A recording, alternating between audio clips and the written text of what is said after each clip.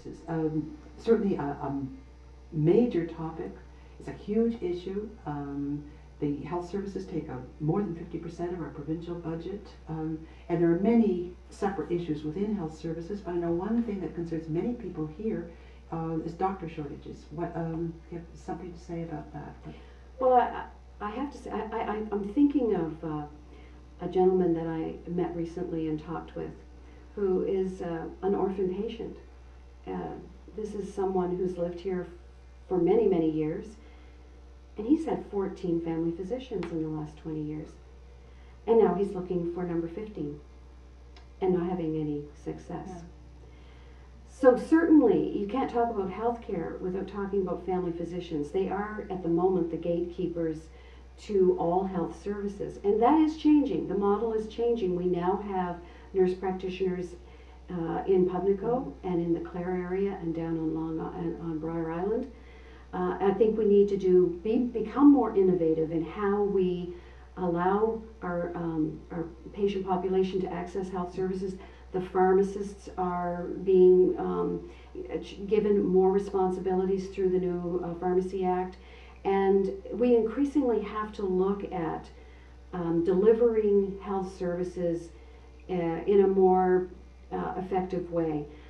I don't think that we're going to, in the short term, change the physician shortage anytime soon. There are so many challenges. There are fewer family physicians going into family practice because of changes in how medical students are trained.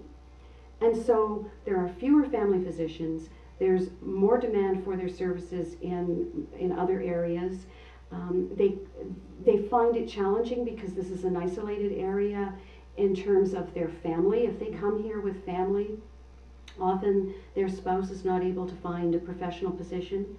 So there are a lot of challenges, and we have to continue to work with the funding, the search committees, and we have to make sure that the Department of Health is accurately identifying which family physicians in the area are actually practicing family medicine, so that we accurately represent how critical the issue is here. Because sometimes we have family physicians here who are actually practicing in specialty areas because they have done extra training, and they are not available as family physicians. And yet the Department of Health still sees them, from a statistical perspective, as being a family doctor. And so when they look at physician equivalents, they think that perhaps we're not as badly serviced as we actually are. So there has to be more communication with the Department of Health about who really is available to provide family medical care. And we need to be innovative in how we go forward in allowing health services to percolate through the community. Thank you.